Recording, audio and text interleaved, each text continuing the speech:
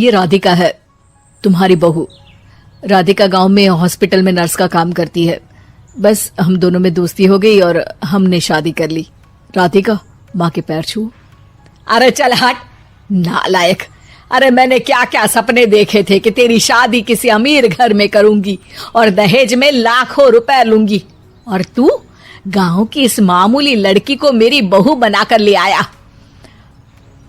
लेकिन बेटे की जिद के आगे सुनीता देवी मजबूर हो जाती है। राधिका सुनीता देवी को फूटी आंख भी नहीं भाती थी। तुम चिंता मत करो भाग्यवान, हम दोनों मिलकर अपनी बहू को इतना सताएंगे कि वो हमसे तंग आकर ये घर छोड़कर चली जाएगी। फिर हम अपने बेटे की शादी किसी बड़े सेठ की बेटी से कर देंगे, ठीक है? अगले दिन सुनीता देवी अपने बेटे का कमरा साफ कर रही होती है। तभी बहू के सामान में उसे एक बड़ी बड़ी मूंछों वाले आदमी की तस्वीर दिखाई देती है और उसके कंधे पर एक बड़ी सी बंदूक टंगी होती है। तस्वीर के नीचे लिखा होता है डाकू मंगल सिंह। ये किसकी तस्वीर है बहू?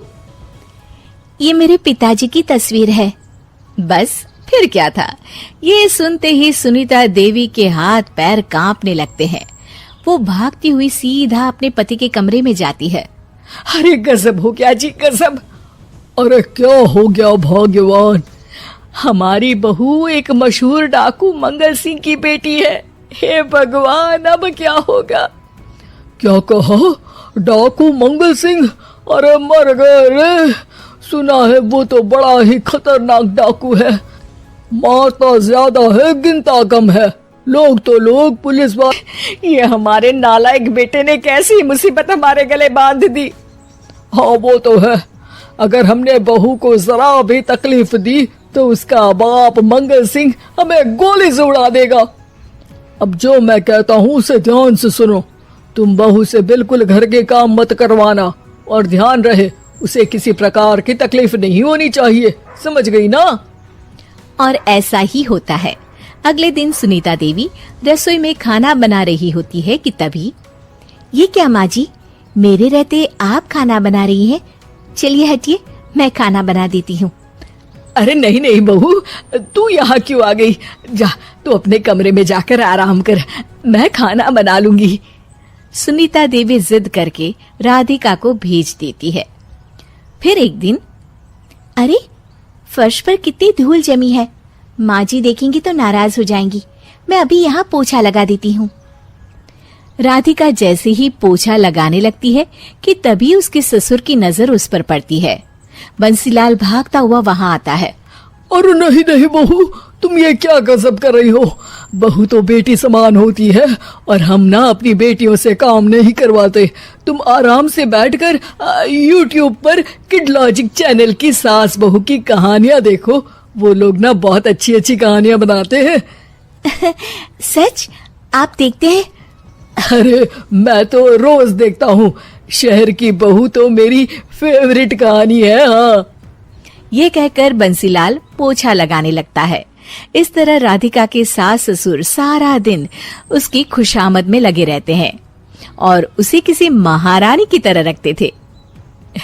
कैसा लगा बहू? पिज्जा टेस्टी तो है ना? अच्छा, अमलिया घी में थी। वो तो अपने ससुराल में मजे कर रही थी। दूसरी तरफ राधिका की सास उसके लिए कभी नई साड़ी खरीद लाती तो कभी उसके लिए नए गहने बनवा देती। फिर एक दिन डाकू मंगल सिंह अपनी बेटी राधिका से मिलने अपने आदमियों के साथ आता है। उन सबको देखते ही राधिका के सास ससुर डर के मारे कांपने लगते हैं। मर गया रे, डाकू मंगल सिंह तो सच में कितना डरावना दिखता है। ऊपर से इतनी बड़ी बंदूक लेकर घूमता है। कैसे है समधी जी? क्या हुआ? आप इतना घबरा क्यों रहे हैं? और आपको इतना पसीना क्यों आ रहा है? आपकी तबीयत तो ठीक है ना? जी अभी तक तो ठीक है, पर लगता है बहुत जल्द खराब होने वाली है। क्या कहा आपने? जी कुछ नहीं, बताइए बताइए कैसे आना हुआ?